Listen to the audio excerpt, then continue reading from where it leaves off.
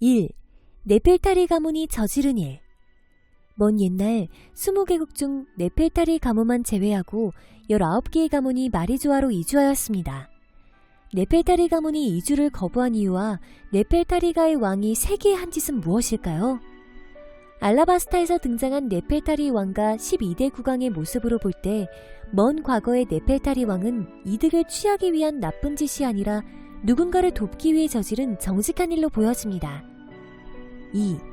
드래곤의 열매의 원피스 초기 로그타운에서부터 기술을 사용하는 몽키디 드래곤의 모습이 나왔지만 구체적인 능력에 대해선 아직까지도 밝혀지지 않고 있습니다. 애니 502화에서는 안테나를 활용하는 장면이 나오는데 이 모습도 드래곤의 능력과 관련됐다고 주장하는 이들도 있습니다. 열매 능력자인지 아니면 특수한 능력을 가진 인물인지는 천령인과의 전쟁이 시작될 때쯤 밝혀질 것으로 보입니다. 3. 달에서 에넬이 본 벽화. 하늘섬 에피소드 이후 에넬이 페어리바스로 향하는 장면이 나왔고 원피스 표지 연재를 통해 에넬의 근황이 공개된 적이 있습니다. 표지 연재는 주요 인물들이나 조연 인물들의 근황을 볼 수 있는 단편 시리즈이며 숨겨진 떡밥과 본편에 등장하지 않은 새로운 인물들도 미리 볼 수 있습니다. 에넬이 나오는 단편 표지 연재의 벽화에는 중요한 내용이 숨겨져 있는 것으로 추정되며 벽화 속 인물들과 스카이피아 등장인물들의 외형이 크게 닮은 것으로 볼 때 밀접한 관계가 있는 것으로 보입니다. 그리고 달의 도시, 그 이름은 비르카. 자원 부족으로 푸른빛 별로 날아가다 라고 적혀있는 부가 설명으로 볼 때 원피스 세계관에 달의 문명이 존재하였었고 달에서 지구로 누군가 찾아왔던 것으로 보여집니다. 정확한 내용은 밝혀지지 않았지만 어쩌면 결말과 관계된 내용일 수도 있겠습니다.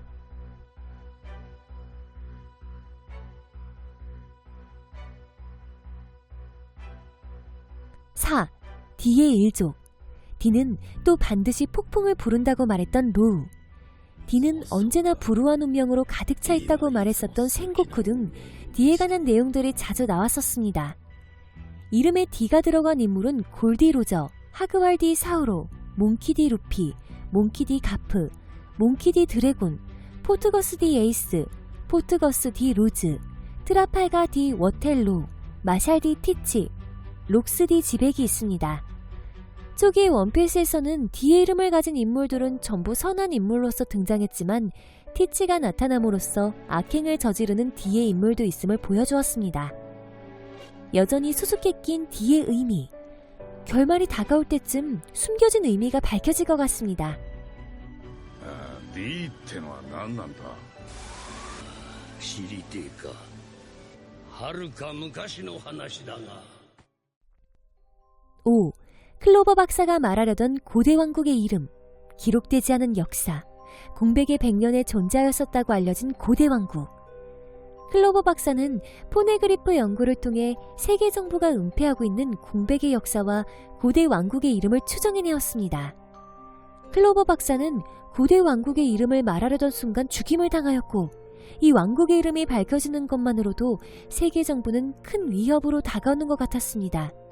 알 수 없는 세력에 의해 멸망당했던 고대 왕국. 이 왕국의 정체와 이름은 무엇일까요? 6. 고대 병기의 우라노스. 무엇 위해서인지 먼 옛날부터 존재했던 세계의 고대 병기.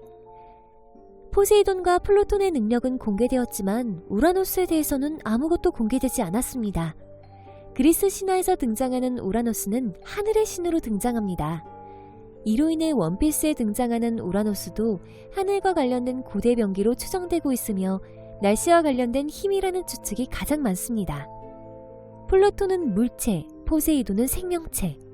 만약 우라노스도 포세이돈처럼 생명체라면 이미 등장했을 수도 있겠습니다. 7. 이완코브가 알고 있는 크로코다일의 약점.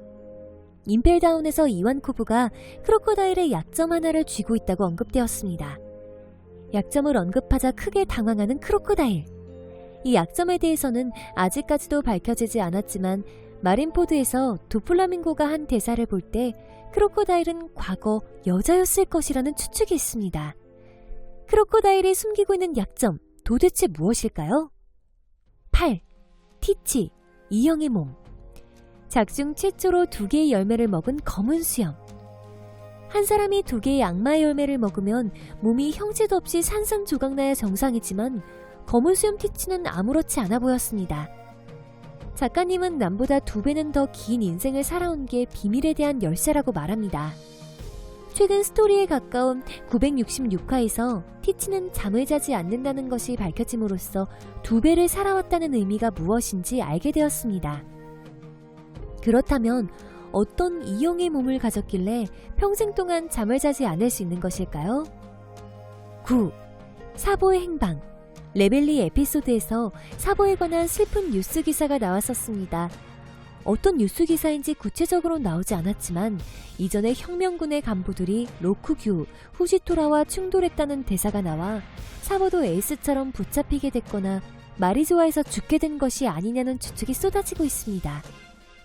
만약 사보가 붙잡히게 된 상태라면 혁명군이 곧 싸움을 걸지 않을까 싶습니다.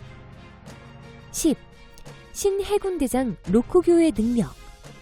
마리조아에서 새로운 해군대장인 로쿠규가 모습을 드러냈습니다. 귀찮아서 3년간 아무것도 먹지 않았다는 대사가 나왔는데 해당의 대사는 복용한 열매 능력과 관련 있는 것으로 보입니다. 로쿠규도 열매 능력자라면 어떤 열매를 먹은 것일까요?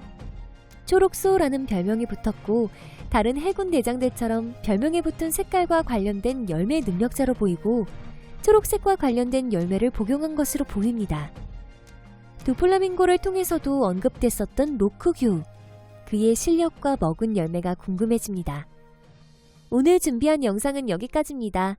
더 재밌는 영상 준비해서 돌아오겠습니다. 시청해주셔서 감사합니다.